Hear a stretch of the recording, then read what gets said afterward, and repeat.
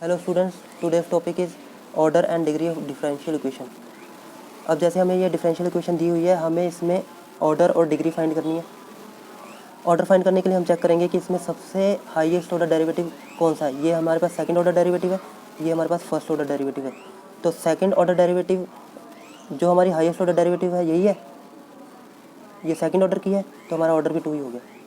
और हमें पूछा है कि इसी डिफरेंशियल इक्वेशन की डिग्री बताओ।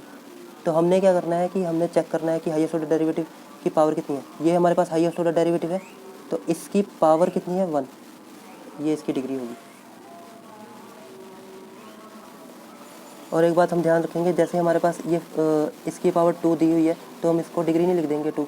हमें चेक करना है कि जो हाईएस्ट ऑर्डर डेरिवेटिव है उसी की पावर जो होगी वही लिखनी है। अब जैसे इसमें हाईएस्ट ऑर्डर डेरिवेटिव की पावर 1 है, तो यही इसकी डिग्री होगी, 2 नहीं होगी। अब समझते हैं हम डिग्री ऑफ डिफरेंशियल इक्वेशन। एक बात हम ध्यान में रखेंगे कि डिग्री सिर्फ उन्हीं की डिफाइंड होगी जिसको हम पॉलिनोमियल की फॉर्म में लिख सकते हैं। Degree of differential equation which can be written as polynomial. Degree सिर्फ उनकी डिफाइंड होगी जिनको हम पॉलिनोमियल की फॉर्म में लिख सकते हैं। जैसे पॉलिनोमियल हमारे पास ये, इसमें ये कोई टर्म होगी उसकी पावर 1 प्लस ये कोई टर्म होगी इसकी पावर 2। हम जैसे क्लास 10th में करते थे ना कि जैसे ax² प्लस bx प्लस सी, तो ये क्वाड्रेटिक पॉलिनोमियल होगी। तो वैसे ये भी हमारे एक पॉलिनोमियल की तरह ही है। और it has been expressed in the form of free radical form. Free radical form का मतलब है कि हमारी जो ये वाली टर्म होनी चाहिए dy/dx, ये रूट में नहीं होना चाहिए। जैसे रूट हो गया, स्क्वायर रूट, क्यूब रूट हो गया, फोर्थ रूट हो गया।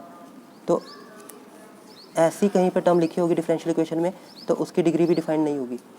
और जो हमारा डिफरेंशिएशन होना चाहिए वो फंक्शन से फ्री होना चाहिए, उसके बारे में आगे डिस्कस करेंगे। अब जैसे हमारे पास ये हमारा फर्स्ट क्वेश्चन है, dy/dx plus x equal to y dx/dy। अब यहाँ पे dy/dx है, यहाँ पे dx/dy है, तो पहले हम इसको सही करके लिख देते हैं। dy/dx plus x equal to y, और ये इसको हम ऐसे लिखेंगे dy/dx। अब ये टर्म इधर चली जाएगी, तो ये हो गया dy/dx whole square plus x dy/dx equal to y। अब यहाँ पे हमारे पास highest order derivative first order है, फर्स्ट ऑर्डर, तो इसका ऑर्डर भी क्या हो गया, ऑर्डर हमारे पास यहाँ पे 1 हो गया। अब इसमें जो हाईएस्ट ऑर्डर डेरिवेटिव था उसकी पावर कितनी है 2, तो यहाँ पे हमारे पास डिग्री क्या होगी 2। उसके बाद हमारे एक चीज़ ध्यान में रखेंगे, हमारे पास जो डिग्री डिफाइंड होती है वो सिर्फ उसमें ये 3 कंडीशन होती है। जैसे derivative must be free from radicals, मतलब जो dy/dx है वो रूट में नहीं होना चाहिए। स्क्वायर रूट हो गया, क्यूब रूट हो गया या फोर्थ रूट हो गया, अगर इस फॉर्म में दिया हुआ है तो उस डिफरेंशियल इक्वेशन की डिग्री डिफाइंड नहीं होगी। Second, derivatives must be free from fractions. जो हमारा डेरिवेटिव होना चाहिए वो फ्रैक्शन में नहीं लिखा होना चाहिए, जैसे 1/dy/dx, या फिर कहीं पे लिखा हुआ जैसे हमने अभी पिछले क्वेश्चन में चेंज किया dx/dy को चेंज किया था, वैसे मतलब ये फ्रैक्शन में नहीं होना चाहिए। तीसरा, derivatives must be free from function, और डेरिवेटिव फंक्शन से फ्री होना चाहिए। जैसे मतलब फंक्शन क्या होता है, जैसे y equal to sine x है, ये हमने फंक्शन चैप्टर में किया था, रिलेशन फंक्शन में।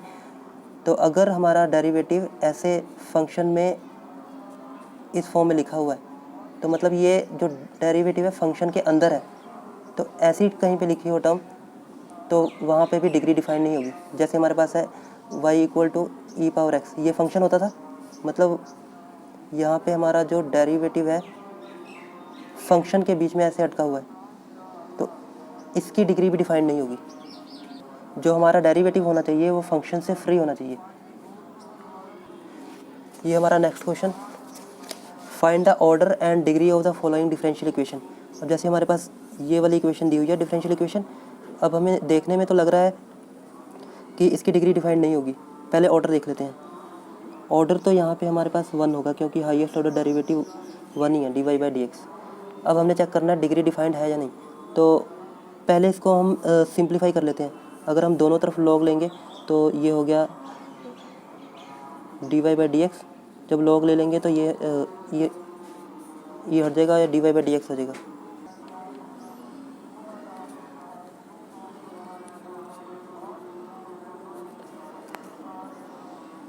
अब हमारा जो डेरिवेटिव है वो फंक्शन से फ्री है, तो इसकी जो पावर है 1 है, तो इसका मतलब इसकी डिग्री कितनी होगी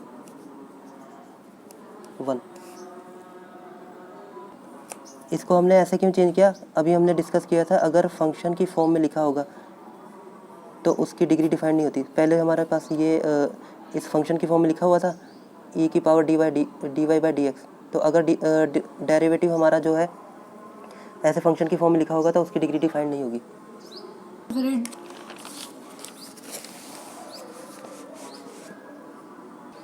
क्वेश्चन नंबर 2। अब इसमें हमें पूछा है कि ऑर्डर और डिग्री फाइंड करो। तो सबसे पहले हम देखते हैं ऑर्डर। तो इसमें हाईएस्ट ऑर्डर डेरिवेटिव तो हमारे पास 2 है, तो ऑर्डर इसका हो गया 2।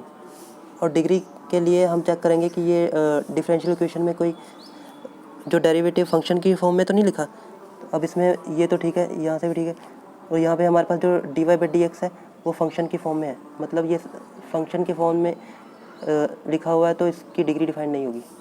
अभी हमने डिस्कस किया था कि अगर कहीं पे भी ऐसा लिखा हुआ है ट्रिग्नोमेट्रिक फंक्शन और उसके अंदर जैसे sine dy by d x, tan dy by d x, cot dy by d x, कहीं पे भी ऐसा लिखा होगा तो उसकी डिग्री डिफाइंड नहीं होगी।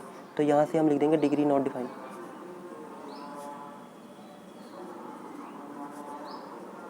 अगर हम ऐसा भी करना चाहें कि अगर साइन को इस तरफ ले जाए और इसको साइन इन्वर्स कर दें तो ये साइन इधर जाके sine inverse d square y by d x square, तो अगर ये साइन इधर जाएगा तो ये वाली टर्म भी हमारी फंक्शन की टर्म में आ जाएगी।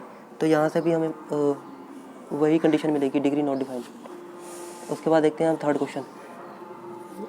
हमने पहले डिस्कस किया था कि जो हमारा डेरिवेटिव होना चाहिए वो रेडिकल फ्री होना चाहिए। अब इसमें हमारे पास जो डेरिवेटिव है यहाँ पे अंडर रूट में है, तो मतलब हमें देखने में तो लग रहा है कि इसकी डिग्री डिफाइन नहीं होगी।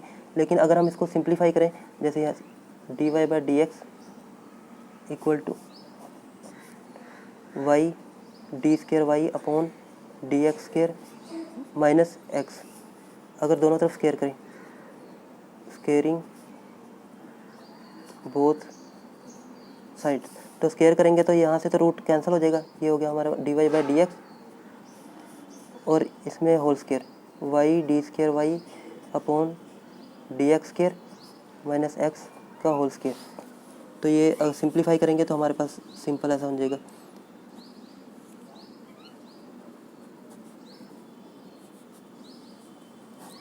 ए square plus b square minus 2 और ये टर्म ए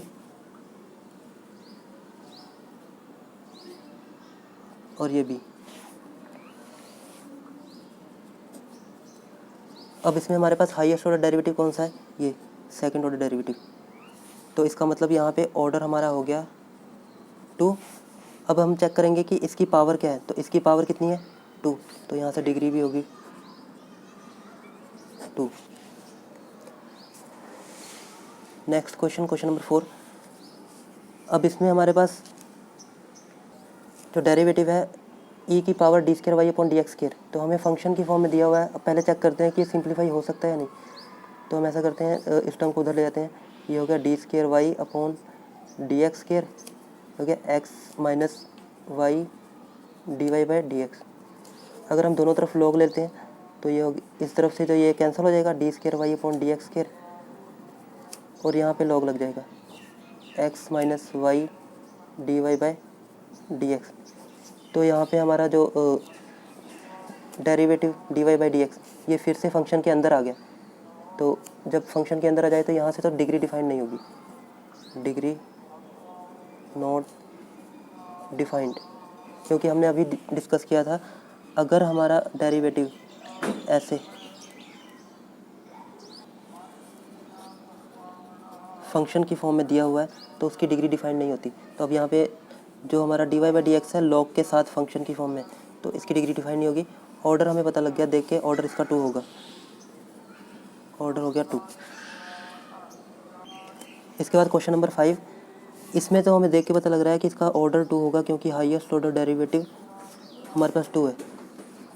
और यहाँ पे डिग्री भी इसकी 2 होगी, क्योंकि हाईएस्ट ऑर्डर डेरिवेटिव की जो पावर है वो हमारे पास 2 है। और इसमें कहीं पे भी हमें फंक्शन की फॉर्म में नहीं, हमारा जो डेरिवेटिव है फंक्शन में कहीं नहीं है।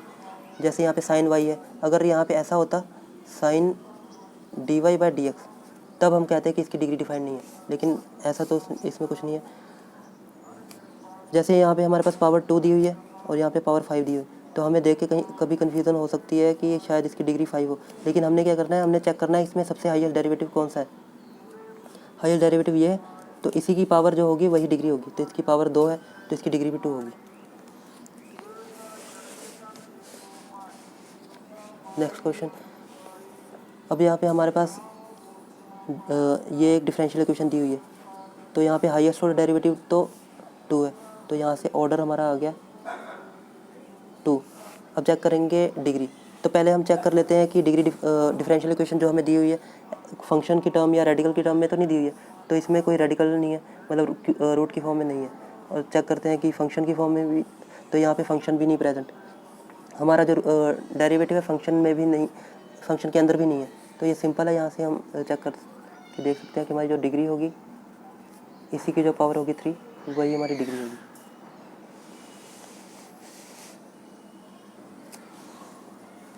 नेक्स्ट क्वेश्चन, इसमें हमें दिया हुआ है, ये एक डिफरेंशियल इक्वेशन दी हुई है, तो इसको देख के तो हमें पता लग रहा है कि जो इसका ऑर्डर होगा, पहले ऑर्डर ऐसा करते हैं, इसको हम सिंप्लीफाई कर लेते हैं। दोनों तरफ अगर हम स्केयर करेंगे तो ये तो हो जाएगा हमारा d square y upon d x square का होल स्केयर, और इस तरफ हो जाएगा 1 plus d y by d x का स्केयर, और यहाँ पे हमारे पास रह जाएगा क्यूब, क्योंकि 1/2 तो कैंसिल हो जाएगा जब हमने स्केयर किया दोनों साइड।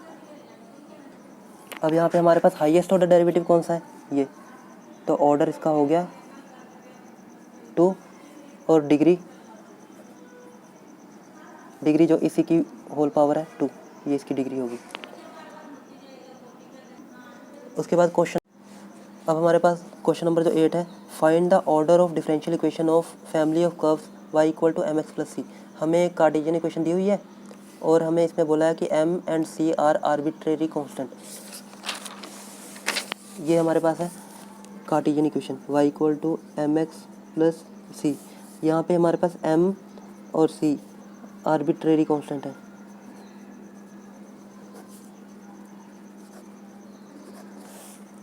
ये हमारे पास कार्टेशियन इक्वेशन है, इसको पहले हम डिफरेंशियल इक्वेशन की फॉर्म में चेंज कर लेते हैं। इसको पहले डिफरेंशिएट कर लेते हैं, d y by d x equal to, इसको डिफरेंशिएट करेंगे तो हमारे पास यहाँ पे m रह जाएगा और इस यहाँ पे 0। हमने आर्बिट्रेरी कांस्टेंट को ख़त्म करना है, तो एक बार और डिफरेंशिएट करेंगे, d square y upon d x square, तो यहाँ से हमारे पास इतना आ गया। तो यहाँ से तो हमें देख के पता चल रहा है कि इसका जो ऑर्डर होगा वो होगा 2, और जो डिग्री होगी 1, क्योंकि इसकी पावर 1 है। ये हमारे पास डिफरेंशियल इक्वेशन दी हुई है। लेकिन अगर हम इसको सॉल्व ना करते, अगर हमने देख के ही बताना होता इसका ऑर्डर कितना है, तो यहाँ पे हम दोबारा से लिखते हैं इसी कार्टेशियन इक्वेशन को, y equal to mx plus C. अब जितनी इसमें आर्बिट्रेरी कांस्टेंट होंगे, जैसे m और c इसमें आर्बिट्रेरी कांस्टेंट है, उतना ही उसका ऑर्डर होगा। अब इसमें 2 आर्बिट्रेरी कांस्टेंट थे, तो इसका इस डिफरेंशियल इक्वेशन का ऑर्डर भी क्या होगा, 2। हम देख के भी सीधा बता सकते थे। तो यहाँ से हमें एक बात क्लियर होगी, नंबर ऑफ आर्बिट्रेरी कांस्टेंट जितने होंगे वही हमारी ऑर्डर ऑफ डिफरेंशियल इक्वेशन होगी। कई बार हमें कंफ्यूज करने के लिए क्वेश्चन ऐसे भी दिया हो सकता है, जैसे हमारे पास है y equal to mx plus c1 plus c2, और हमें इसमें पूछा होगा ऑर्डर। तो हम यहाँ पे हमें देख के तो लग रहा होगा कि यहाँ पे एक आर्बिट्रेरी कांस्टेंट है, दूसरा, तीसरा, यहाँ पे 3 आर्बिट्रेरी कांस्टेंट है। और जब हम इसको डिफरेंशिएट करेंगे, यहाँ से हमने डिफरेंशिएट किया d y by d x, तो हमने इसको डिफरेंशिएट किया, यहाँ पे हमारे पास रह गया m, और इसका तो 0 आ जाएगा। और ये कांस्टेंट भी हमने जब तक कांस्टेंट ख़त्म नहीं हो जाता तब तक हम डिफ्रेंशिएट करते हैं। तो यहाँ पे हमारे पास आ गया d square y upon d x square और ये 0। तो यहाँ से ऑर्डर हमारा कितना आ गया, ऑर्डर 2 आ गया। लेकिन हमें देख के पहले क्या लग रहा था कि यहाँ पे 3 आर्बिट्रेरी कांस्टेंट है तो इसका ऑर्डर भी 3 आना चाहिए। तो ऐसे देखे हमें कंफ्यूज क्या होगा, जैसे ये C1 प्लस C2 ये पूरा एक ही आर्बिट्रेरी कांस्टेंट की तरह बिहेव करेगा। जैसे मान लो अगर C1 की वैल्यू 5 होती और C2 की वैल्यू 3 होती तो इसको ऐड करके 8 आया था, तो ये एक ही आर्बिट्रेरी कांस्टेंट होता। तो ऐसा क्वेश्चन आ जाए तो उसमें कंफ्यूज नहीं होना। उसमें जो हमारी जो ये पूरी वैल्यू होगी इसको हम एक आर्बिट्रेरी कांस्टेंट मानेंगे और ये हमारा दूसरा आर्बिट्रेरी कांस्टेंट। तो यहाँ से ऑर्डर कितना आ जाएगा, ऑर्डर हमारा 2 आ जाएगा। तो आज के लिए इतना ही। Thanks for watching.